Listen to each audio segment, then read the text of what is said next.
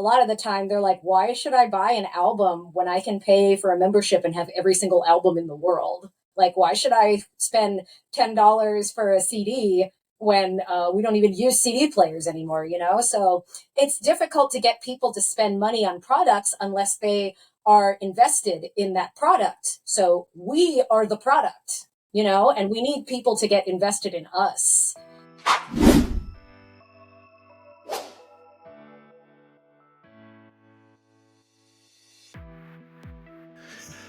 Hi, my name is Adam Freeman, and this is Comic Industry Insiders, a weekly show where we talk to the people behind the scenes of the comic book industry and get to know what makes them, what makes their careers, what makes them tick, and hopefully bring you some information, some tips and tricks that will help your business or career in comics.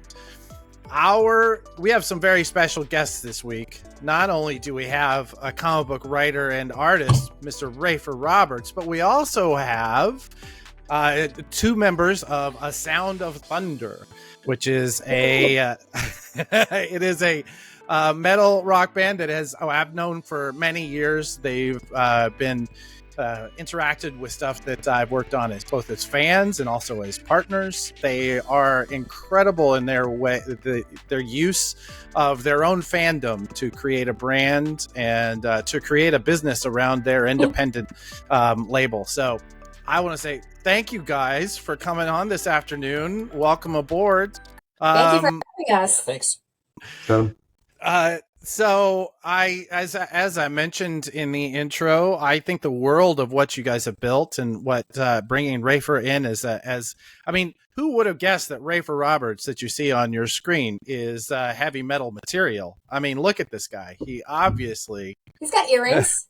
Yeah. Counts. He's got some sort of deal with Satan, obviously. Yeah, a man with earrings? Absolutely. He sold his soul. There was a recent Hard Times article about the guy at the death metal show in the button-up polo bringing a really weird vibe. That's me. Is like that the you? most disturbing guy at the death metal because I still That's dress okay nice. because we have a lot of guys that show up to our shows like that. Yeah. It's usually like a friend or family. My dad shows up all the time. So like, don't even worry about it. Yeah. I will say that, my partner is a former, she's a hardcore kid. And so we've been going to all these hardcore revival shows and just seeing, people in their 50s and 60s, and you can tell that they're getting out for the first time in a month. Maybe they pulled on the t-shirt that doesn't fit quite so well anymore, or they just go as themselves because that's what hardcore looks like now. It takes all kinds. Our original drummer was a physical therapist, and he would bring his patients. So we would literally have old ladies with walkers and wheelchairs at our shows, just rocking out. In the mosh pit, I'm sure, right? Yeah. Those walkers. You throw them in there. That's why they're the walkers to begin with. Yeah. Well, I wanted to I think in this particular timeline, we should probably begin with A Sound of Thunder and how it forms. And I think that, you two really are the kind of spine of this band. We've got the lead guitarist and the incredible lead vocals of Nina. Talk about how does this band come together? Who are you guys before? Are there any other bands in your history? Where does that all start? So It's for me, yes, but there was only one band before I was in A Sound of Thunder. And the story is basically that I was not happy at the time with the band that I was in. So I was like, man, whatever, I'm going to go to Craigslist and see if there's any other musicians, and, as like a protest. So I go online and I see an ad that Josh had put up saying that they were looking for a vocalist. And they had one video of them playing live. And I saw it and I was like, I like the song, but I could do better than whoever they got up in there. So I messaged him and we set up an audition. And I don't know how, but at some point comic books came up. Yeah, comic books came up at the very first audition when Nina walked in. Yeah. We were a garage band, basically. We started a little later in life. I was 29. The drummer who formed the band with me was 46 at the time.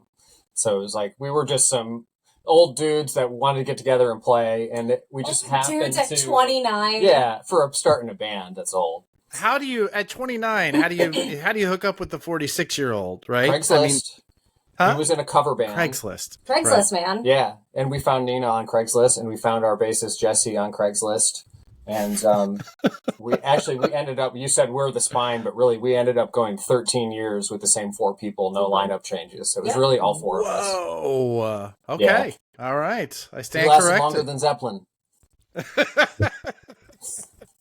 Well, and I think that the results are there. I think you definitely have built something to be proud of. Thank you. So you get to. So what do you mean by comics are there from the very beginning? Talk about that. What is Well, that? on our first EP, there's a song that "Don't Tell Disney's Lawyers" is about Archangel, and there's one that we never released about the Thing called "This Man, This Monster." So those were like real early, like when we first started. Yeah, and that was just inspiration. We don't do love songs really. We don't do that many feelings unless murder is a feeling. Murder is a feeling. It's my favorite feeling. Yeah.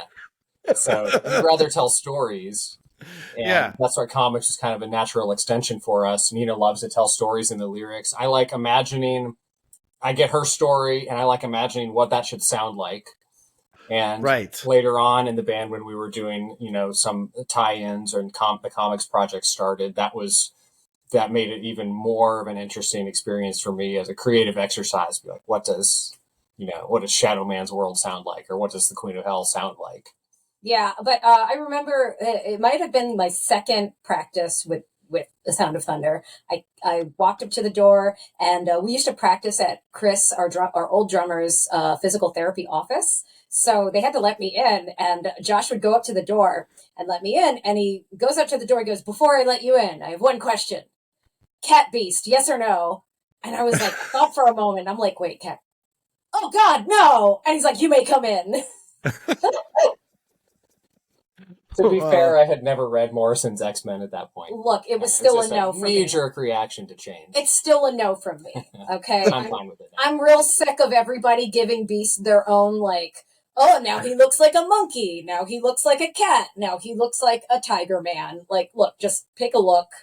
I don't think But he started off as just like a big guy with big hands and feet. Absolutely, yes. And then he was gray before he was blue. He was gray before he was blue, and then he turned blue in the cartoon. Just leave it there. That's how it was when I was a kid, and that means it should never change. Never change it. Yeah, well, that's some real Comicsgate takes on this, but I hear you. All right, well, so from the very beginning, though, you guys were basically telling narrative. Like, were all of your albums so far? Have they been have a narrative arc, or are they each song? They're no, they weren't all. Were not all concept albums. Our first one that we did, our 4th album, was a themed album. It started off as it was going to be a Halloween single, so it was like ghosts and demons and spirits, and we wrote so many songs in that vein that it became a themed album where everything was. Basically, it was a great Halloween album. Mm-hmm. So that you could play something you play at your Halloween party. Is it? Yeah, basically. It's all spooky. Play it at night, put a candle on. And that was album 4. Album 5 was the Shadow Man album. So things escalated quickly. Yeah. Actually, the way the Shadow Man album even happened was we were at Baltimore. Josh and I would go to Baltimore Comic Con every year together, and he would go look for back issues, and I would go look for stupid toys. So we're there and we were cosplaying. I was cosplaying. I was dressed as America Chavez. No, Chavez. Miss America Chavez. Before the movie came out, so nobody knew who I was, and I still have pictures. But anyway, so we're there at Baltimore Comic Con, and Josh is like, "Hey, there's Valiant Comics. I used to collect Valiant when I was a kid. I'm gonna go ask them if it would be okay if we did." And this was like summer of Valiant. I was already on board. I think it was just EXO and maybe 2012. That would be when this was. Yeah, and he literally was like, "I'm just gonna go ask them if we could write a song about one of their characters, like maybe Shadow Man or Exo Manowar." And he goes over and he just goes and talks to someone. Who did we talk to? Did you talk to me? It was you and Hunter. Oh my God! Yes, and we gave you a CD, and you took our info. We got your info. I think it was the Lesser Key of Solomon. It was Time Zero. It was Time Zero. Yeah, so it was 2013 actually, because Time Zero was out. Awesome. And we emailed you the week after the con to follow up, and you were like, "Bro, I lost your CD, but if you could send me another one, we'd get the ball rolling." Listen, We get handed a lot of stuff at conventions. I believe and it all goes into a big pile, and some of it makes it back home, and some of it doesn't. All right, so you are at. This is really interesting now that it all happened in the same year, because I believe it was at Baltimore Comic-Con that same year that I was taking Dinesh and then Warren around to different people that I knew that had booths at this show. And said, this guy, I really like this guy. We should maybe have him a cover or something. And then I remember the moment I said, this is Rafer Roberts. I was a huge fan of Plastic Farm. And now here he is. Oh, come on. Don't make that face. Yeah. Jeez. I don't remember that. You don't? I feel I have certain amount of pride in that you were such a huge part of Valiant. And I, the lowly sales guy, was the guy who said, come and see. I do remember selling you comics through the old That's right. Is that the Delphi forum? That's right. Yes. Through forum. probably the CBIA, right? Yeah. That? Yeah, because I had to get permission to send you something. Because, oh God, who were the troublemakers? I think it was probably like Rory Root back in the day got really pissed off because publishers were using the forum to just send them unsolicited promo stuff. So for those of you that are not, have not been involved in comics retail for 30 years, there's some brain cells I haven't used in a long, long time. Yes, there was a time when the internet was really like Delphi forums and I don't know, a bunch of blogs, basically. This is pre-real social media, the way we think of it. And on Delphi forums, there was things like the Warren Ellis forum and the ones that he and I are talking about, the comic book Industry Alliance, I think it was called, CBIA, it was a something like private that. account. I had to get in like sponsorship to be allowed inside. So yeah, it was basically a place where all comic book retailers would go and bitch, and then everybody else would come and promote to the comic book retailers. So yeah, this is where Rafer and I met, and I was carrying in my comic shop at the time. I was carrying Plastic Farm, which is one of the like 15 stores in the country. Listen, I knew quality when I saw it. Yeah. So humble. Jesus. Knock it off. Well, I mean, from humble beginnings. Is where we start. Now, I'm lowering the bar for where we start. It's the Abe Lincoln thing. Nobody would think Abe Lincoln was all that great if he was born in a mansion. That's true. Right. That's true. He wasn't born in a log cabin. It's not nearly as important that it becomes the bears or something. I don't remember. Yeah, exactly. That's Jesse's origin. He was raised by a bear in a cave. Yeah, our bassist was raised by a black bear in Tennessee. But I remember being in that forum and learning lurking in it and learning all of the retailers' secrets and how they think, and it has really colored my opinion of the industry in like I don't know. I'm sure in a very positive light. People were selling comics to, so beep backwards on this one. But no, they know.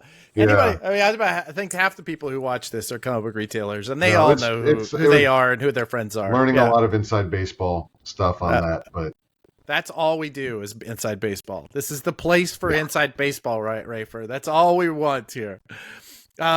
But yeah, so it was that show that I was taking them around and saying this. I know this person. I love this person. That kind of thing.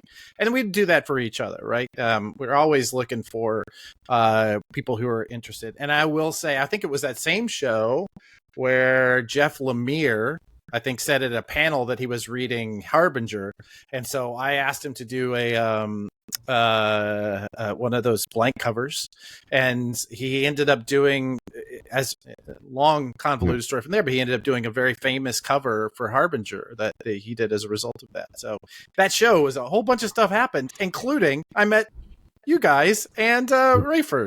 So there you go. So all right. So now I get home, I don't have the CD, you reach back out, I say, I still don't have the CD, and you say, you send me another one. At some point, I think we hand you off to Russ Brown. I Yes. think Well, that's instead how of that works. sending you back the CD we gave you, we sent in like the ultra deluxe box set that we did, which had like a shot Right. glass and a patch and a bunch of big book in it, oversized booklet and stuff. And that impressed somebody, either you or maybe Russ, probably Russ, the licensing guy who we still have a relationship with at Valiant and love. That's awesome. Um, Yeah, he's and fantastic. yeah, and so he got together with Dinesh, and you guys greenlit us to do a concept album about Shadow Man, which was about the arc of the story that wasn't completed yet, which is what I really wanted to do. So we got with the editor, and we were getting plots before they were out, before the books were even finished. Oh, amazing.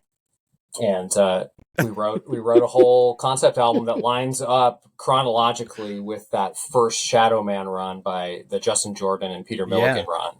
And it basically, you get that whole entire run. It tells the story in this album, and in my mind, it's in continuity. We didn't want to do like it's like an Elseworlds, or it's like a they just licensed it to somebody who didn't care. Like, I read those over and over. I looked at the notes for the stuff that wasn't out yet over and over, and we tried to like really, that was the same story that's in the comics. Yeah, made sure the lyrics matched correctly. That's everything. incredible. That is incredible. And so when the book finally came out, you were basically part of this process. Was there talk about the reaction that you got from Valiant fans? Was it at this point that you decide, because you now do an exhibit every year? I've seen you every year at Baltimore now as exhibitors.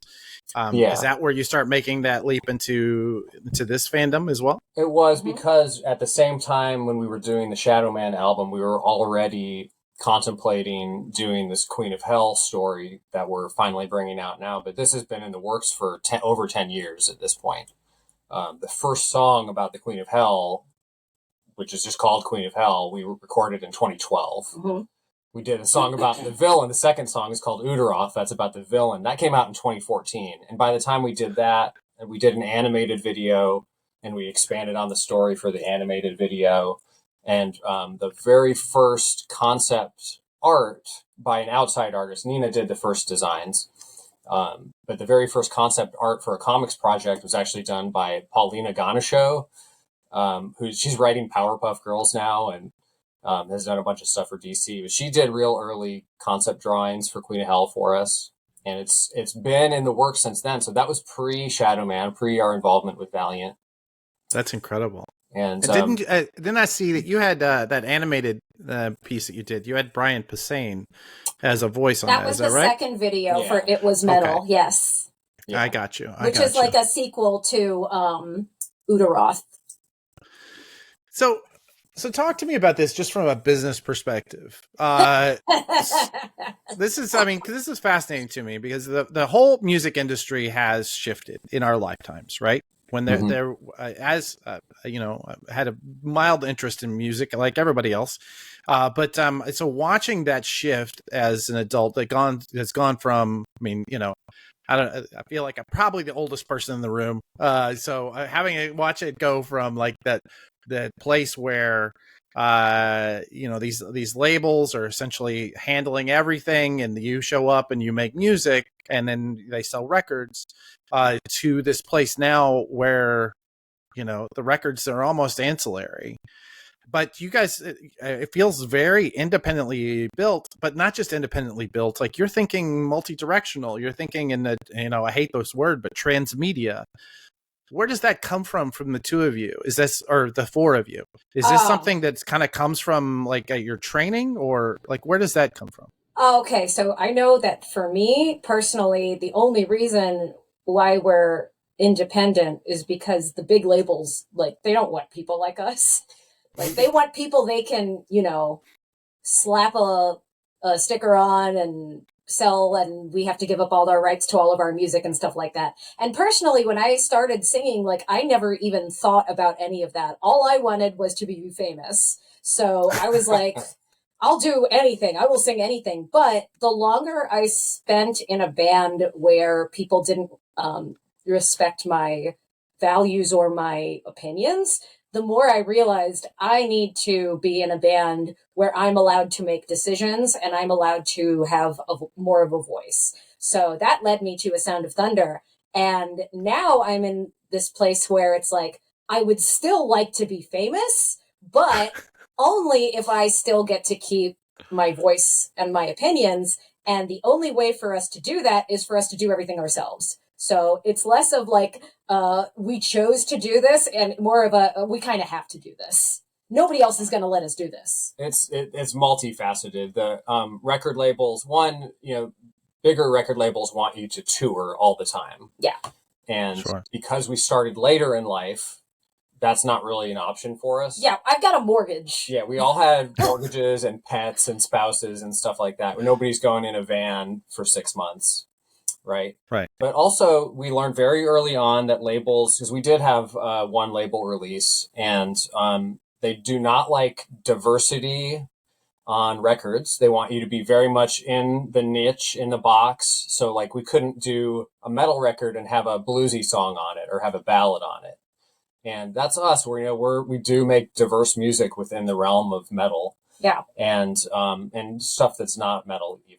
We like that freedom. When you're a musician, it's hard to just keep playing the same thing over and over. For me, anyway, I would not want to play the same thing over and over again. I don't want to play other people's music. I don't want to play the same style of music all the time. I like to be challenged. So, if you're telling us, okay, I need 10 songs that sound exactly like Udaroth, that's kind of boring to me. Yeah, but that would be, if we really wanted to be famous, we would do 10 Udaroths. And we would do that album after album. You do the AC/DC model where every album is basically the same. Because people like to know what they're getting. And we don't want to do that. We did the exact opposite. We said we don't want to make the same album over and over again. Yeah, we don't want to be successful. But also, it really is like the creative drive comes first. Yeah, what works in a business sense, let's do the opposite. And then, we figure out how to fund it. We spend every penny we bring in and 20% more.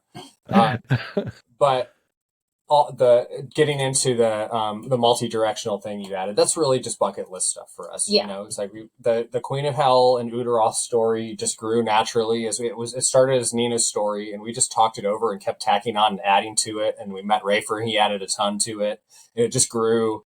We have it in songs. We had it in animation. We're like, now we need to do a comic book. Yeah, we have dreams. Like when I was a little girl, I wanted to make my own comic books, and everything that I wanted to do when I was a child, I'm trying to do now as an adult.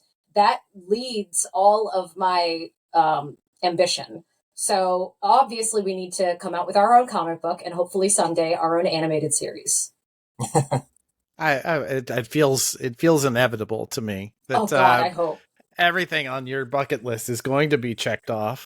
I can definitely see that. So do you find it is there a challenge in growing the audience then? I mean, as an independent label, as independent producers of your work, as this transmedia, I guess that word again, like, do you find it that the fans that you find, are they that much more invested, or is it just so different? Definitely. Where is that? We seem to be built to find super fans. Yeah. It's hard for us to find a lot of fans. Yeah. But we have very loyal fans that love us, and that's why we've been able to have the success on Kickstarter. Yeah, it's like we don't have a bunch of filthy casuals who come for like one song and then they leave.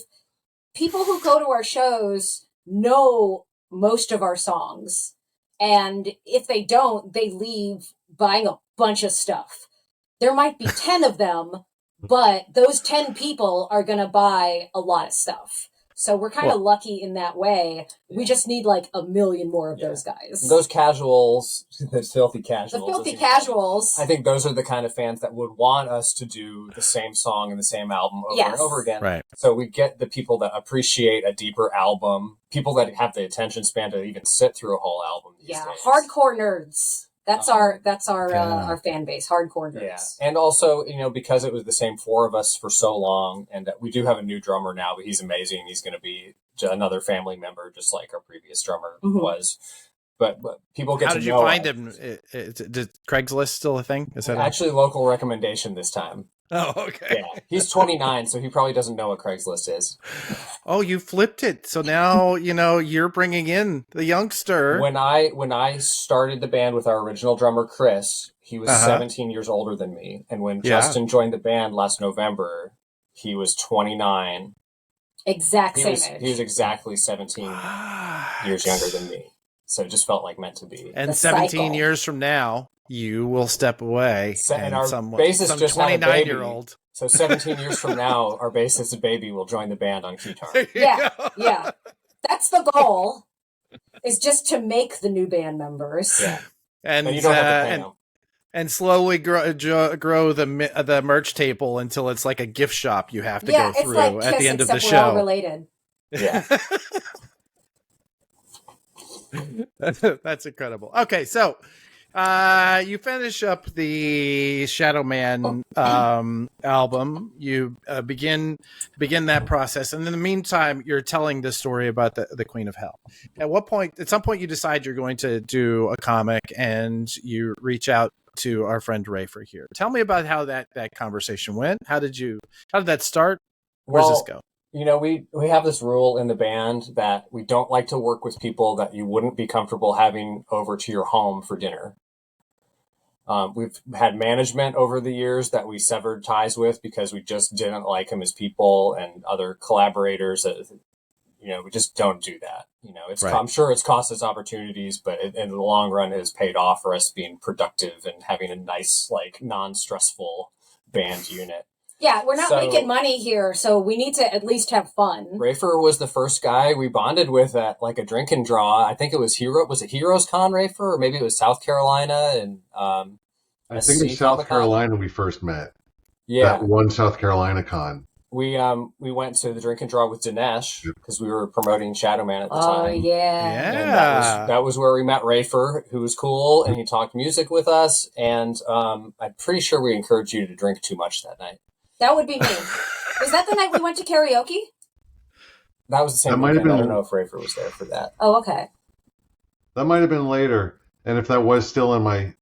Yeah, I don't drink at all anymore, so that you caught me during my... the tail end of my drinking It's days her fault. are interesting. I apologize for nothing. And Nina will take you straight to your rock bottom so that you can begin the healing process. Yes, exactly. So we got along with Rafer really well right away. I knew I liked him as soon as we started sitting down chatting at the drink and draw. But also Archer and Armstrong, or The Adventures of A&A, was coming out at the time, which Nina and I were both big on. Loved Archer and Armstrong. That was probably, like, I love Shadow Man and I love all the Valiants, but Archer and Armstrong was probably my favorite. Yeah. If you hadn't had that bottomless satchel, I don't know if you'd be on Queen of Hell right now. Yeah.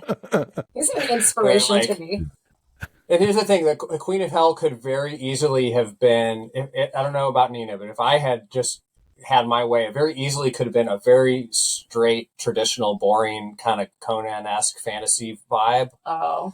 And Mr. Gub Gub here, I knew would inject something much more interesting. Yeah. Rafer's humor, like, I don't know, like, but our humor, like, it's very similar. Like, it's good. It's good. So when... Your two humors dock. They dock, exactly. Yeah. So... Well, it's interesting because I look at the story as, of anything I do is an adaptation of what you've given me with the outline of the narrative. And all I did was take the pieces and sort of streamline them and look to see how they connected and just sort of pull some characterizations out of that. Just sort of like, all right, because what I was handed was I got a lot of plot. Mm-hmm. Not a lot of like why this is happening. And so that, to me as the writer, it's like these folks got to talk about something in the comic. What are they saying? They can't be like, I'm holding a spear and I'm stabbing you. It's like, exactly. That's terrible. That's stupid. So they have to have some sort of emotion behind that. That's what I invented just because I get bored sometimes. No, that's legit. You have to have a personality. But you guys gave me a great springboard to just play around with and just sort of fill in the crevices. It's like a concrete mixture, like a Thank lot you. of rocks and the cement in between. And you just there's a certain, like, I take this as in the best possible light, a certain fucked upness that you add. Well, there's in this third issue, there's this incredible like psychedelic montage where all this crazy stuff is happening, and that to me that's like the perfect example of that's one of my favorite parts of the whole comic. the kind of thing that we just never would have thought of and that you added. Mm-hmm. Rafer, talk about the difference, because you've written your own independent work, right? You've jumped into licensed stuff like Valiant. You're now essentially coming in and giving a comics vision to, or comics, structure to their vision. Talk about how that's different, or how do you take a look at this process? Well, I was sitting here listening to Josh and Nina talk about their process and getting bored. Like they want to put a bluesy song or a ballad on an otherwise heavy metal album. And that's me. Like you're going to get this very serious comic, but there's going to be a fucked up little guy in there somewhere doing some weird stuff, because it's about the balance. It's about putting your own personality in there, and you just want that. And if you're being constrained in any way, and I say this with the freelancers that I work with, is I try to give everybody as much freedom to bring their own personality into the project, because it shows in the final product. If everybody involved in making the product is having fun and enjoying it, you can't help but see it in the finished thing. Like you can tell if people are bored. Maybe it's me, because I've been behind the curtain too much, watching how the sausage gets made, but I can see the stitches when I'm reading some books, and it's like, oh, I can see where editorial had to come in and do something, or I can see where maybe the message between the writer and the artist got muddled, and the letterer had to go in and write a full description of what is happening on the page. It's like I can see that, and I know how to avoid it, and that's to let people be part of the process and do what they want to do, as long as it serves the story. And then as long as everything works in that concert serving the story, then there's really no problem. And as everybody's on board and going in the same direction, it's great. So this is what I like with working with Josh and Nina and Queen of Hell. It's just like that. It's everybody gets to do everything to their best of their ability and bring their own personality into it. So this is why it works. And that's what I try to, and I get bored. This you talked about, I started with the independent stuff, which every kid should be doing that. And I learned a lot. But even Plastic Farm was a Canterbury Tales kind of comic where I was doing different stuff within the framework of that one book, which, all right, brief history lesson. It's a story of a guy sitting in a bar telling his life story to a bunch of other people who couldn't care less. It's like this weird psychedelic tale. But the other people in the bar will also have tales to tell. And so I got to do some comedy, some gross out stories, some straight noir. I just got enamored with different flavorings and being able to take pieces from one thing and then also eventually mashing them up. And that's basically what I do now. Between after Queen of Hell, I have another book coming out. It's a romance story set. It's a Stephen King Hallmark story. So it's like, if the Hallmark movie is in Salem's Lot. So everybody's falling in love triangle, but also there's vampires. So I love it. So it's like that, but with Queen of Hell, it's like this. It's very subtle that you think like, oh, it's this heavy metal comic, but it's also this political drama in some spots. It's this star-crossed lovers thing. It's this metaphysical I don't want to say biblical because I'm making up my own angel myths with stuff. I mean, it's based very loosely on some biblical things, like we're the stealing from all Nephilim, religions, really. So, yeah, it's like there's a sequence where I let myself get real, like Neil Gaiman-y on some description of hell. It's like, it's like, you know what, let's get flowery on this page. Where there's a transformation scene where I just rip out all the every other line of dialogue, so it's just the verbs in the text, and it sort of just works. It's like let's try this out, and this comic allows me to do a bunch of techniques that I don't get to do in other comics as well, because no other comic is this heavy metal comic, which is almost like writing a music video with a good plot and characters, and like what Guns N' Roses was trying to do with like November Rain, but with a story that connected and it made sense, and the lead singer's not like abusive and horrible. So I mean, as far as you know, oh my god, you haven't talked to Josh. Josh, blink twice if you're into. Oh my god. That's incredible. So much of that I realize it sounds, and I'm seeing it in my own work, the process of making a comic with all the people who have to collaborate and all of the people who have to come in at the right time and all the people who have to amplify each other is so much like being in a band, right? You really do need to trust each other, and you need to be able to, each note has to reinforce everybody else's note. Yeah. Why are you working with these people if you don't trust them? You have to let people go sometimes, though. Whether it's music with our producer, our producer Kevin will have new ideas, or whether it's our cover artists for our music releases or the comic, our philosophy is usually just let people rip and follow their inspiration and not try and control them too much. Yeah, give them like a starting point. Like, I'm thinking of a chick sitting on a throne with bones coming out of her head, and like she's super hot, but also she's in charge. But, and then you got the Queen of Hell. We're a tiny little group of people that's technically a company, but even so, like the last thing the world needs is more corporate product. And what we need more of is creativity, just expressing themselves. Yeah, if you are inspired, that's what I want to see. I want to see your inspiration. Well, talk about a well-made comic. It is a collaboration. Everybody's work, kind of reinforces and supports and builds up the others. The same in a band, same in a recording, all of those things. But talk about marrying the two, because I've actually, it's crazy. I don't know if we've actually mentioned that my company Prana is working with the Sound of Thunder to help you promote this Kickstarter. But we also have another project right now where there's a soundtrack that was produced to go along with the book.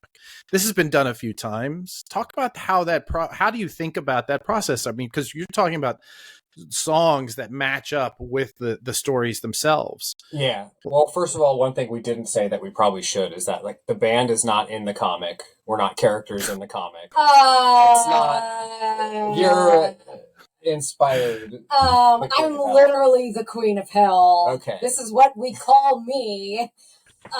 So that's not true. But maybe you are not. Maybe you're not. The other less important members of the band are not in the book. Every time we talk to the artist about like how does this image of the Queen of Hell look, and I'm like, give her a bigger butt and a tan. Yes. Because there has to be, the resemblance, and that's pretty much it. Yeah. Yes. But the Queen of Hell has a human name, and it's not Nina. No, but it is the name that I chose. The reason I say that is because when, if a band's going to come out and put themselves in a comic, I'm like, oh, I roll. Look, it's not subtle at all, but the name of the main character, the Queen of Hell, is Cecilia, and Cecilia is the patron saint of music, and she was the saint that I chose when I was confirmed in the Catholic Church. So a lot of inspiration there. Just throwing that out there. Yeah. Mm-hmm. There also seems to be a little small niche of heavy metal comics where metal is the joke. Oh yeah, or like yeah. you know, and it's not that either. You're right. It's what Rafer said. If you imagine a badass heavy metal music video with a good story, that's kind of the vibe. Right. But first of all, the comic and the music don't have to be consumed together. We wanted to just have this be a standalone comic. It's made for comics fans. You know, we want it to go to the direct market eventually, hopefully, and it's you know. Yes, cheat to your light, dear. Cheat to your light. Camera. I was assured we could go widescreen. So we made it as real lovers of comic books, not as a band trying to just do some product. And it's not just for our existing fans. Bruce Dickinson from Iron Maiden did a comic book series with his new solo album that came out, but like bizarrely, it's square format, and you can tell like. And it's no slight against the art, but it's not made for comic book collectors. Did he do that so it would fit in the vinyl? I don't know, but you can't bag and board it because it doesn't fit in a bag and board. Now, this is a good note. We might throw in a photo of this.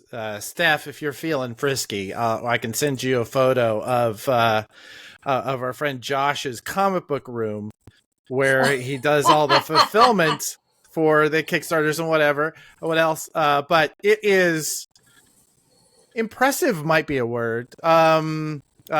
Scary might be another. It's incredible. It's incredible. It's just seeing it over your shoulders. How big is your collection? To be reinforced. Most definitely. How big is your collection? How many titles? How many? Oh God, probably about 30,000.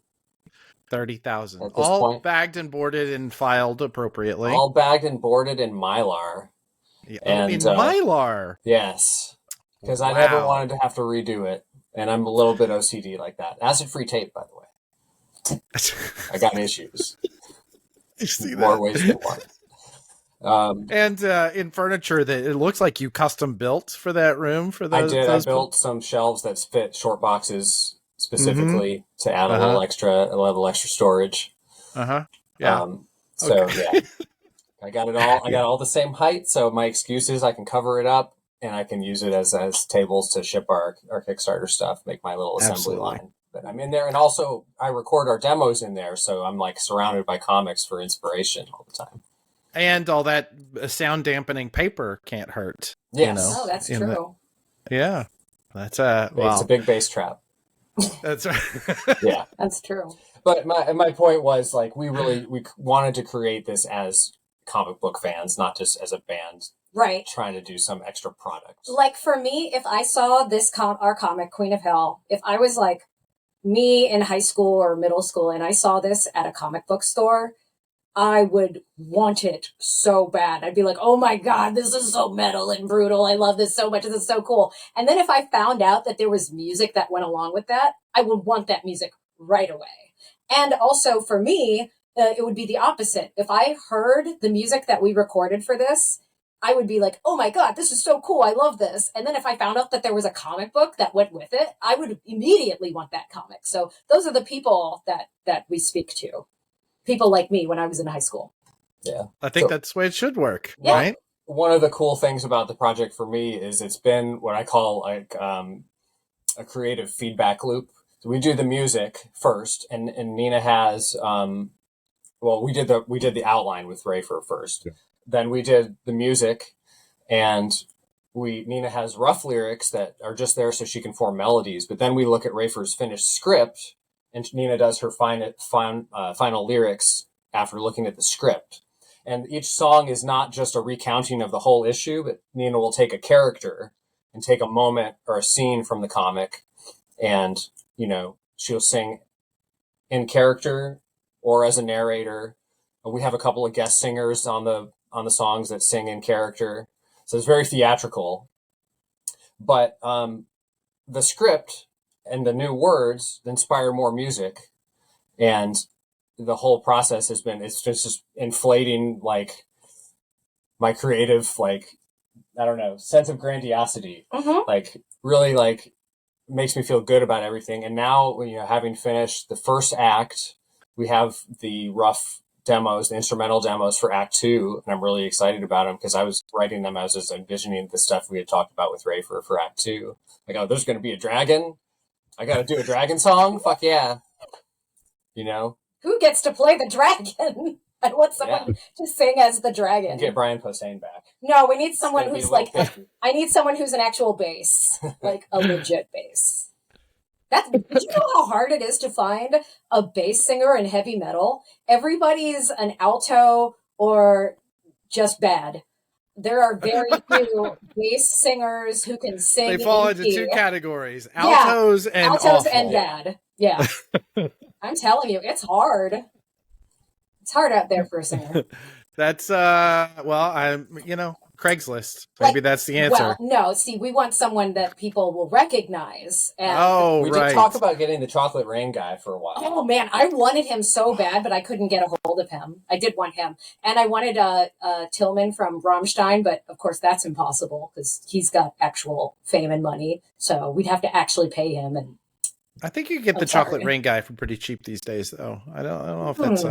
You know who I was actually talking to that we might get, and this is the scoop. This is an insider scoop. Is it Rafer Roberts? Oh no, we got that guy. Oh. No. Oh, okay. Did you ever watch Star Trek? Sorry, my favorite Star Trek is Star Trek Voyager. Thank you, Star Trek Voyager. Yes, I remember Star Trek Voyager. Yes. Okay, my favorite Vulcan is Tuvok, Tim Russ. He's actually a singer, and he has his own band, and it's really cool. So I contacted him about possibly doing guest vocals on one of our Queen of Hell tracks. And let's just say he didn't say no. So there is a not 0% chance that he could be on one of our tracks. You've heard it here. This is the big scoop. A non-0% chance. A non-zero percentage. That Tuvok is going to be Paramount to clear the Star Trek Queen of Hell crossover. God.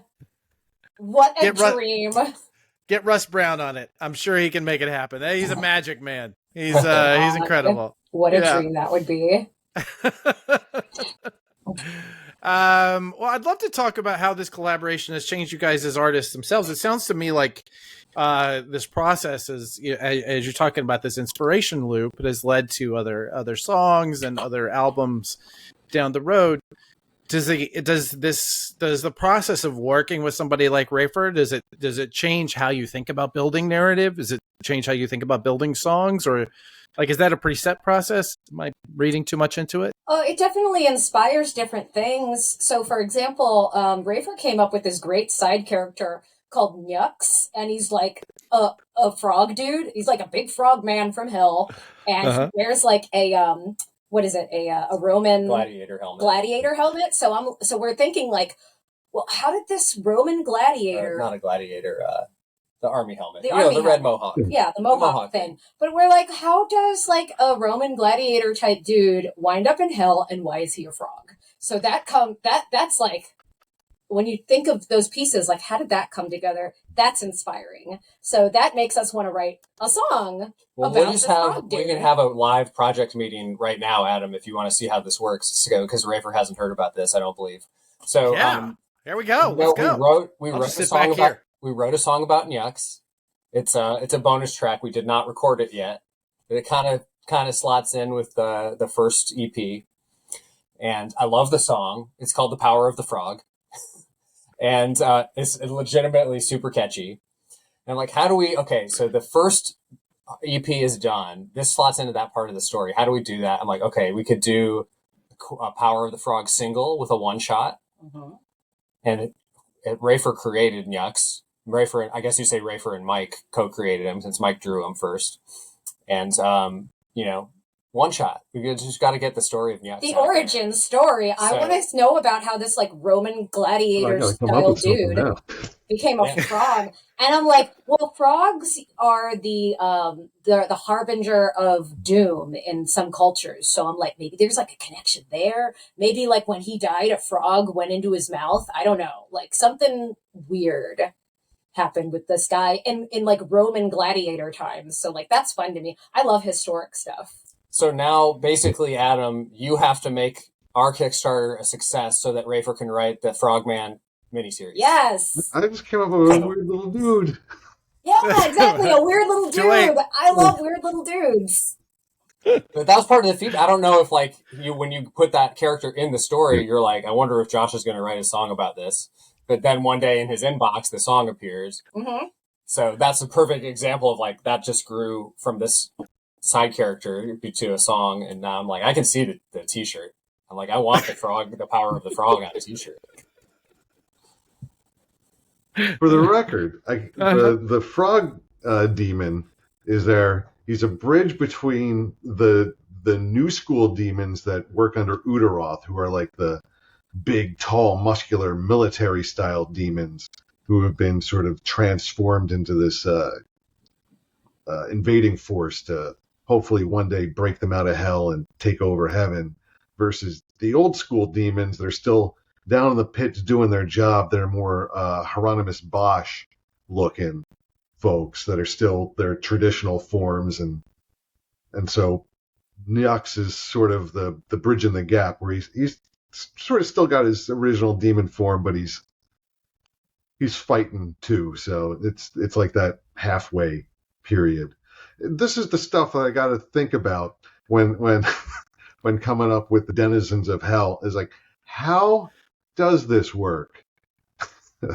So you like, have a whole science about hell. That's the question. That's the worst question when the writer gets to that part of the script of, wait, how's this work? What are the rules of hell? Yeah, what are the rules of hell? And I had to sit down and really think about that for a long time, especially going into that fourth issue of that first act, where it gets into the more political machinations of the various factions of hell, and how Cecilia, who's been a pawn up until this point, is finally taking control of her own destiny and turning the tables on those who would wish to control her. So don't give too much away. We're selling this. Don't forget. Yeah, we're selling it. We gotta hype it. We gotta hype it. Not spoil it. We're hyping. It's a story of triumph over adversity. Yeah, there you go. Now we're talking. The teaser that you just gave, Rafer, is like the perfect explanation of why this is a great story and why it ties into metal, because nobody likes to be told what to do, especially not metalheads. Especially not women. We hate it. That's why I joined this band, because I didn't like to be told what to do. I want to tell people what to do. Maybe you are. Because you're the queen of hell, goddammit. I told you. Even when, and that's something that comes up, is even when everything is handed to you on a platter, like Cecilia is destined to be the queen of hell and to stand by Udaroth, and she sees a vision of that future where she could have everything and all this power if she just does what Udaroth tells her to do. And that's no, I'm not doing that. It's not the kind of power she wants. Right. You could be famous. Kind of power. Yeah. If you just do what we tell you to do and just make the same song over and over again. Being in love with a guy and like show your boobies, and then you can be famous. And I was only willing to do one of those things. Mm-hmm. So. Anyway, Rafer, let me flip that question back around to you. Has this process changed how you write? Has this? I think one of the most famous examples, for me, not famous, it's for me personally. You mentioned Neil Gaiman earlier, and I noticed when I was a kid, I was a Douglas Adams fan, and I read the book that he wrote about Douglas Adams, and then realized everything he wrote after that, it kind of shifted his voice. Like he sounded a bit more like Douglas Adams as a result. Has this process changed Rafer's writing now to more? Are you more metal? In your subsequent stuff? I don't know about that. I think every book changes me in some sort of way and redirects me. It's like I'm a human Plinko machine here. I'm just bouncing off every little thing, and each thing I do bounces me in a little bit of a different direction. So yeah, there's obviously going to be some techniques or things that, like I was saying, I got to do a lot of stuff that I don't normally get to do. So finding ways to then bring that energy into another book where I can't get away with these psychedelic dream sequences, or somebody pulling out a flaming sword and cutting somebody's head off. Or, it's... Why would you bother? Yeah. Why would you bother right? working on anything where that's not a solution? To get the same sort of emotional reaction from an audience through different techniques. That's what I like doing. I like playing around with the form a bit. So yeah, so either a project will either change me in a way where it's like I got to do something and now I want to go further with it, or I got to do something and I got it out of my system and now I don't have to do it anymore. So there's like the two ways. Right. So whether or not like there's certain things getting out of my system, I'm getting things out of my system with every project that I write, which is and sometimes more obviously than in others. But there has to be some sort of creator putting their emotion into it and trying to say something. And honestly, to backtrack a little bit, going back to Valiant days, when I first came on to Valiant, I would say that changed me the most as a writer, because I had only been working for myself before then, and working with Valiant was the first time coming in with an actual editor. And as hard as the process was, and as difficult as it could have been sometimes, I came out of that whole process a lot better writer than I was when going in. Like, I actually, there's something I say, like, I've started writing stories on purpose. Like, instead of finding the story along the way, there's a way that I can sort of know what I want to say ahead of time and not deal with getting rid of the crap along the way. It's like, that knowing where the wrong directions are and not going down the wrong paths. So that's evolutionarily, and I think working with Queen of Hell and Josh and Nina, having that framework already in place also sort of made me not go down the wrong paths. Like, because I couldn't go down a different narrative path or invent something completely wholesale from out of the blue, because they'd have to write a song about it, or we only have so many issues to tell the thing. Whereas like that's not central to the story. Like, it really helps.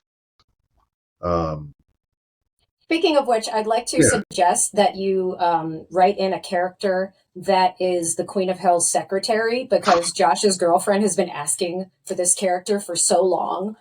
So just a side character of a demon lady, like holding a clipboard. All right. I thought that'd really help me out. If you that'd really help him out. Yeah. All right. Just in the background of one panel, so you can stop asking me about it. Right. There you go. Custom comics. We're making it happen. Making it happen right now. So that actually, I think, is a good transition into talking about the Kickstarter. Let's actually let's do that. So I know that you guys, give me just a little bit of a history, because you are not going down the standard mode of music these days. As you mentioned earlier in the interview, these days the model seems to be you create music, you put it on streaming, you use that to promote the live shows and the merchandise that comes with the live shows. You guys already have lives. You cannot go on the road for 12 months out of the year. So you are creating community in the same way that many comics companies would. Talk about the process of Kickstarter and how that has worked into this model of yours. Sure. Well, I mentioned that we had a label that didn't want us to put a ballad and a bluesy song on a record. That was the first record that we did on Kickstarter. Which album was that That was Time's Arrow. And which, what number? That was our third record. Okay. Our second record, Out of the Darkness, was the only one that was on a label. We were on a label called Nightmare Records. But we learned that the model is for the labels to spend there's about a 2 to 3 month promo window before the release, where they will basically do this kind of generic blog promo and social media ad model. and trying to drum up pre-sales. And then once the record hits, they will promote it for 2 to 4 weeks, and then they're done, hands off, because there's just, I can't blame them, is there's not enough money in the business for them to like keep working promotion on a record. It's like you get the sales the first month, and then they're done, hands off. And that didn't really work for us. We're like, we're going to spend a year writing and making a record. Like, no, we were going to want somebody that's going to promote it and give us, their full effort. And the only people that's going to do that is us. Yeah, it's us. So Kickstarter was just new. It was a new thing. We did that first record on Kickstarter, and it was our third record overall for the band. The first one we did on Kickstarter was our third. It's called Time Zero, and only raised $8,000, which was great, but that was a fraction of our production budget. Right. But the next album we went back to Kickstarter, that did 23,000. I don't know what happened between the first campaign and the second. I guess we delivered well. People liked the record. From what I've been told, one of the biggest draws to our Kickstarters is the fact that we actually deliver what we promise, which is a thing that doesn't happen all the time, unfortunately. Yeah. So the fact that people can always count on us to do what we say we're going to do, that's a big draw. And also the fact that we add all of the names to all the booklets, and like you feel like you're a part of something. We tend to over deliver. Yeah. And for me, it's always I ask myself the same question: is what would I want Iron Maiden to do? Yeah. Like, I never had the chance to get my name in the credits of the Iron Maiden album booklet. Okay, granted, their album booklet would have to be 1,000 pages long. Yeah. They had to put all the names in it. But, I can't get an art print with. But you would buy that, though. You would buy the album that comes with 1,000-page booklet that had your name in it. Oh, yeah. 100%. Yeah. Yeah. And it's funny that now the labels really didn't figure this out until the last couple of years with these super deluxe versions. But when you love a band, you want that kind of stuff. And I just figured, okay, so we have a tiny fraction of Iron Maiden's fans, but there's no reason we shouldn't do it up the way I'd want them to do it.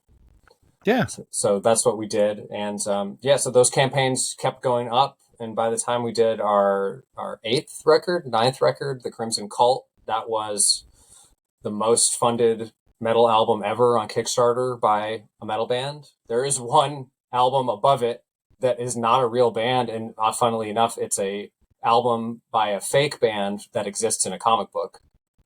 It's called Death Mole. So I have to put the little asterisk on ours. The most funded metal album by a real metal band.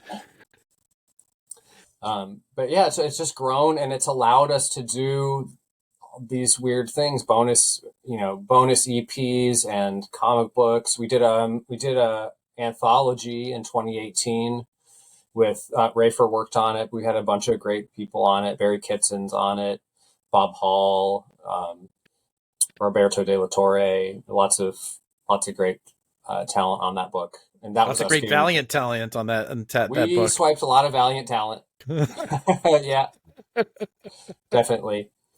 But that was us getting our feet wet with comics. Yeah. And our Artist on Queen of Hell is on that book too. We had a freak hit single in Spain, in Catalonia, and we wanted to do a Catalonian story basically when we did the anthology, and we met this artist, Mike Rotera, who he actually teaches comic art at a university in Barcelona. Oh, wow. He does this incredibly detailed work. He's a great storyteller, and he's the artist on Queen of Hell.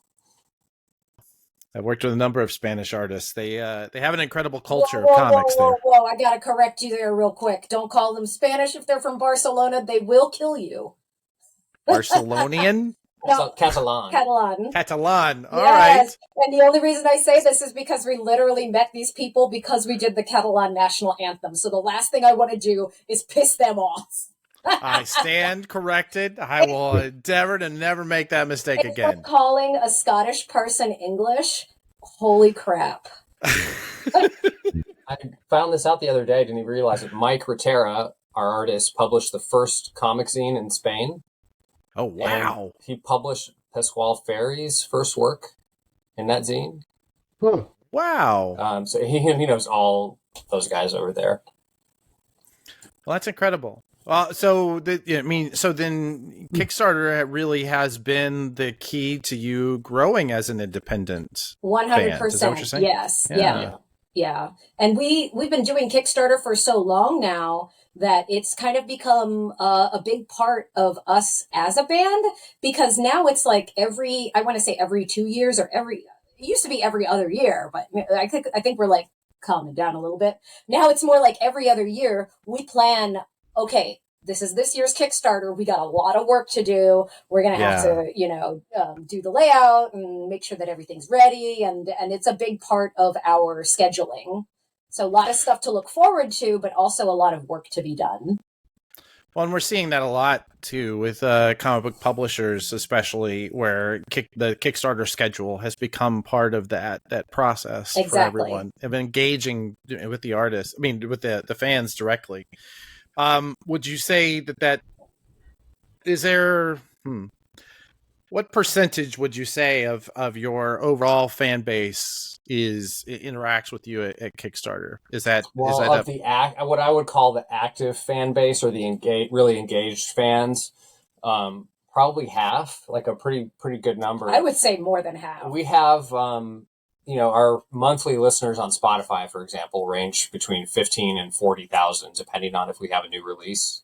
Mm-hmm. So from that perspective, like the streaming listeners, it's a small percentage. It's a sliver. Those are, because they're streaming listeners, that they're not the kind of fans that are necessarily going to be into physical records. This is where the filthy casuals comes into play. So the hurdle is getting people from places like Spotify or Apple Music to our social media or our website and mailing list. Because people are so used to getting stuff, like, I don't want to say free, because you do have to pay for Spotify, but like we make pennies on those streams, and people who listen to us on Spotify, a lot of the time they're like, why should I buy an album when I can pay for a membership and have every single album in the world? Like, why should I spend $10 for a CD when we don't even use CD players anymore, So it's difficult to get people to spend money on products unless they are invested in that product. So we are the product, and we need people to get invested in us,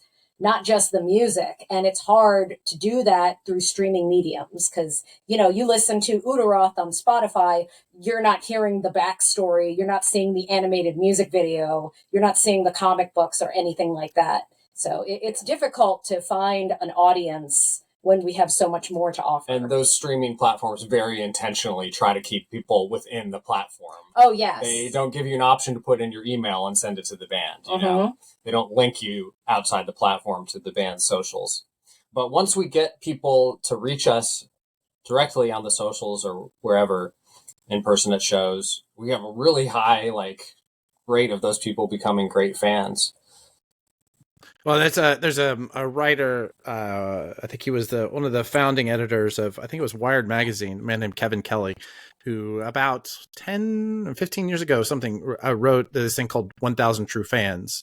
And the theory being that if you have 1,000 people who are willing to give you $100 a year, you can make a living as an artist. Yeah. Right.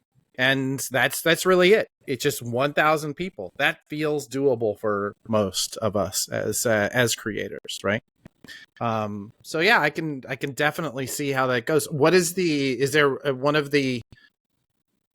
the techniques you've used to get those streaming fans, those filthy casuals? What techniques have you used to kind of get out there in front of them? Kickstarter is a great tool for allowing them to interact with you and allowing them to get new product. But what have you used to kind of convert? We actually have not found any good way to get people from Spotify to socials. Yeah, we're still looking. You can run ads within Spotify that take you to your songs on Spotify. But the only way you can really get them off is if you use their specific merch store requirements. You can put merch on there, which we did for a while, but it's buried at the bottom. It's just, if you get somebody to buy a shirt from there, then they're getting it from your shop. It has to be Shopify. And, then you can contact them. But for us, it's just, doing as much on social as we can. When we meet people at shows in person, we try to connect with them online. And, we'll run social media ads. So that's not necessarily Spotify, but at least we can reach out to people. If we post our videos on socials and people interact with them, then we can reach them with social media ads. That makes a lot of sense. That makes a lot of sense.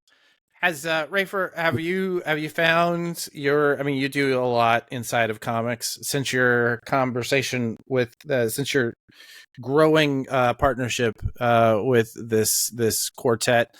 Have you begun to see a shift in your fan dynamics? Like crossover fans coming over? Yeah. Not that they've announced themselves. Okay. That I can tell. I'm sure there have been. There has to be. Because just from having been crossing over with the Valiant people brought people to my other stuff. My other stuff has brought stuff to Josh and Nina. So there has to be, because it happens every other direction. But I just can't specifically think of... They may not have come up to you in a Sound of Thunder t-shirt and said, yeah. Hey. Yeah. The thing is, the Sound of Thunder fans already look like my type of fans anyway, so it's like, it's not like there's any more extra metalheads coming up to my table. It's the same. Right. It's like, the metalheads have always been coming up to my table before. And our fans don't often look like typical metalheads either. So, you would never know. I haven't done too many shows in the last couple of years, so that becomes a little difficult of a gauge as well. Well, you don't have to now. Now you're in with big time music. That's Thank you. Tell me about this. Tell me about this Kickstarter that we're launching here. I think it's just post Baltimore. What can we tell the fans about this? Why is this different? Well, we're giving people an opportunity to get the comic. It was exclusively available on the Kickstarter. It's a 4-issue series. We have a bunch of beautiful cover art. There's 2 full series. 4 issues, painted covers by Dusan Markovic, and there's a set by Joseph Schmalke, who I absolutely love, and a bunch of additional variants, which are super cool. And black lights, foils. We got your foils. We got your sketch variants. One thing I'm really proud of is I think we have a world's first with the blank sketch variant record jacket. Oh, yeah. We have vinyl record jackets printed on reverse stock. So they'll accept ink, and you can get your own. It comes with a exclusive color vinyl. It's a solid red vinyl, and we only made 100 of them. So we have so much beautiful art on the project. And then, I tend to give the music short shrift because I'm trying to present this as we want the comic to stand on its own. But the music is fucking banging. I'm extremely proud of the songs. I think they're the best ones we've ever written. Nina's vocal parts flowed more naturally and quickly than anything else we've ever done, which tells us we're right. It wasn't a battle; it just came out, and it came out good. So that's part of that feedback loop, that creative feedback loop. It's this. Everything about this project just seems to have set us up for success and for quality music and quality art. Yeah, for once I didn't have to be told not to include words like ooze and blood and swords. I could have as much of that as I wanted, so it all worked out. It's going back to the thing. Everybody working to the best of their ability and reflecting what they want to put in. This is my zone here. And bringing just as much ooze as they want. Exactly. Right? It's music and as is in comics. Yes. Yeah. But we over-deliver. I always plan to over-deliver. And that's the thing with Kickstarter is it's still true. It's just if you want the thing to exist, back the thing. And in this case, if this goes well, we go right into Act 2 and keep it rolling. Mm-hmm. What's the craziest product or moment or whatever you guys have done some really great Kickstarters. I will tell you as a fan, as somebody who studied these, looking through your past ones, you guys have had some really wonderful offerings. But I have to question, what are your favorites? Well, the axe from the Kill That Bitch video was one of my favorites. Oh, yeah. We sold the axe. We had a music video where Nina chopped some lady up, and we sold the axe on Kickstarter. That was one of the rewards. Nice. The high ticket reward. But one of them I'm really proud of is we've, over the years, we've had a bunch of rewards that were fully produced cover songs where the backer could choose the song. Yeah. And these are in the full-on studio with our producer. Our producer, Kevin, has 2 platinum records, and they sound incredible, but the backers got to choose the songs, and we did them and gave them our best, and they came out really great. Mm-hmm. So did you have a favorite of those? The covers? We turned Ghosts, which is a song by a folk artist called Dan Fogelberg, into a metal song, and it came out fucking awesome. That is a favorite of mine, definitely. That's one of my favorites. Yeah. But we've covered something I never expected to hear. Yeah. A Dan Fogelberg metal cover? Yeah. Yeah. We turned it into a ballad. It sounds like Iron Maiden. Yeah. Just hearing Dan Fogelberg in the metal context. In the year 2024. Yeah. We just did Weird Al, Nature Cradle Hell. Yeah. That was full blown metal with orchestral treatment. That came out great. Mm-hmm. So we've done a lot of fun ones. And then our backers, some of them are older guys, so they've had us do a couple of Deep Purple songs. Mm-hmm. And some more metal ones, Merciful Fate. We're working on an Iron Maiden one right now. Nice. So lots of classic tracks. I did hear just randomly on a podcast yesterday, somebody took Sandman, Enter the Sandman, and then made it into a yacht rock song. Oh, jeez. Yeah, I think I've heard that, actually. I think I saw that going around. Yeah, exactly. One of the ones I was kind of proud of in a weird way that nobody took was on, during the pandemic, we ran a campaign, and, the stimulus checks they were putting out at the time were $1,400. Yeah. So we just created a reward for $1,400 called Your Stimulus Check, and the description was just give it to us. And I really felt like somebody was going to... Nobody. I really felt like... They just gave us their money. It was funny enough that somebody would do it just because. That is disappointing. And but, it was worth taking the big swing. Mm-hmm, yeah. Mm-hmm. That feels like something a company I just worked for would have done. I won't say their name. Many people know. I will say, coming up soon, hopefully soon, I will have a promo image of a Kickstarter reward that will only go to a certain amount of people because I have to hand paint them. But I am having a Kaganer 3D modeled of Udaroth that will be 3D printed. So we might have 10 of them available. Do you guys know what a Kaganer is? I don't know what a Kaganer is, but it sounds awesome. Okay. So to our editor, you may want to superimpose an image of what a Kaganer is for the viewers. Yes. It is a traditional Catalonian figurine of a person pooping.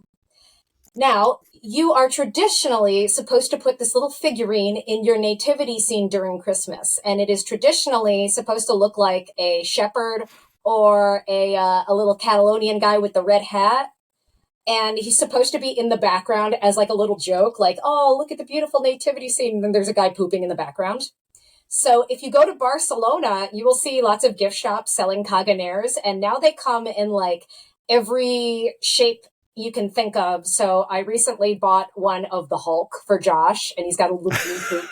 And I found a Sonic the Hedgehog one for my friend. And so now we're going to have our own of Udaroth with a little demon poop. So there will be 10 because I have to hand paint them myself, but it's something I've been wanting to come out with for years. That is wonderful. That alone, I think that's culture right there. You're learning. It's like you're being exposed to other places around the world. Exactly. That's incredible. You're doing the Lord's work, Nina. You're doing amazing work. Mm-hmm. Absolutely. All right. Well, I don't know how we top that, so it feels like we're wrapping up. What else do people need to know? When can they sign up for this? Where can they sign up for this? When is it going live? What do we know? Well, it'll be live by the end of September. The pre-launch page is up right now. It's called A Sound of Thunder Presents Queen of Hell Initium on Kickstarter. Our website is asoundofthunderband.com, so you can link to it from there, or you can go to Kickstarter and put in Queen of Hell. And we did fund the music for this project a couple years ago. So if you put in Queen of Hell, you're going to see the music campaign, which is completed, and you'll also get the comic campaign, which is coming up. So you want to go to the comic campaign. And we are at ASOT Band on most socials. And what are we on TikTok, Nina? A Sound of Thunder. At A Sound of Thunder. Just search A Sound of Thunder, you'll find us. There you go. There you go. And if you have to, Spotify is there. I mean, if you must, I suppose. But what we'd really like is for you to pay us. If you don't want us to have any money, go to Spotify. Yeah. Oh, and for anybody that may be going to Baltimore Comic-Con, they should definitely come see us because Nina and I will be there. We're going to have a con exclusive of the first issue of Queen of Hell Initium. We have some sketch variants of the comic and the sketch variant record jacket. You made these yourself? Prayer candles. We will have 6. Are these going to be on the Kickstarter or at Baltimore? Baltimore. So get there early. Get there early. Awesome. This is Nina's art. We'll probably have art prints for that too. Yep. It's Nina's own cover for Queen of Hell. Oh, awesome. Excellent. All right. Well, I know I'm looking forward to that. I love that show. I can't wait to go back to Baltimore. It's my favorite. I love that it's still comics focused. Yeah. It's not overrun with celebrities. Movies and stuff, yeah. Although I am beginning to think that we're going to have to find some time to go out for karaoke while we're there, though. Yes! Yes! I have to make Josh sing karaoke again. It's always funny. It's so uncomfortable. Yes! Make him uncomfortable. It's great. It's my favorite thing. Awesome. Rafer, other than this incredible project, do you have anything else coming up you'd like to talk about? Yeah, let's see. Mostly I've been doing a lot of production work behind the scenes. So, like, I've been doing pre-press and helping other publishers get their books to print. I've been doing that a lot, so you can look me up if you need that help. Other than that, I've written the thing I mentioned earlier, the Stephen King romance. It's called, it's unannounced, has not been announced yet, but it's with Joe Eisma on art. Excellent. So he's fantastic. A lot of fun. And what else do I got? That's about it right now. I've got some interns in a studio that I'm running in Baltimore, so you'll see me in Baltimore also. I don't know exactly when I'll be at the show, but I'm sure that I'll be found behind Josh and Nina's booth at some point signing some stuff. Yeah, well, our cover artist for the con exclusive is there for the whole weekend, actually. So get you guys there together, maybe sign some. That'd be great. Sign some books for some people. Mm-hmm. Yeah. That sounds great. You can tell we haven't discussed this part yet. So we're figuring this one out. I don't know. And I'll either be walking the floor or be having a beer across the street. So that's pretty much all my plan for all day, every day while we're there. Awesome. Yep. Well, this has been wonderful. You guys, this has been a joy to chat with all of you and to get a better understanding of, your history together and how all this is fitting together. I cannot wait for the Kickstarter and karaoke in Baltimore. It's going to be a good time. Yeah. All right. We've already covered how they can find Sound of Thunder. How can people find you, Rafer? Plasticfarm.com, one word. I'm also one of the easiest people in the world to Google. That I would assume so, right? Google Rafer Roberts. It's me. You're not going to find another. I think you've just you've given away why I spell my name the way I do. That makes sense. I should have thought of that, man. Josh Schwartz is like the Jason Smith of Jews. Impossible to find me. I am also easily Googleable. Nina Asageta, I am the only one that matters. And it's true. The only one that matters. Mm-hmm. Excellent. Well, thank you guys so much. And thank you if you have watched this entire episode. Why are you not liked and subscribed? What is wrong with you? Hi again. Thanks so much for watching Comic Industry Insiders. It, as always, is our pleasure to talk to the movers and shakers of comics and to bring you those conversations. We'd love it if you'd support us with a like and subscribe. And, telling your friends is always good. But really what we want to do is hear from you. Any questions, any suggestions you have about our show, any suggested guests, frankly, anything at all, we'd love to hear from you. Our producer is nearly always Stephanie Gerk, and our researcher is Anthony Militano, who makes me look much smarter than I am. All right, guys. Thanks so much. Namaste, y'all.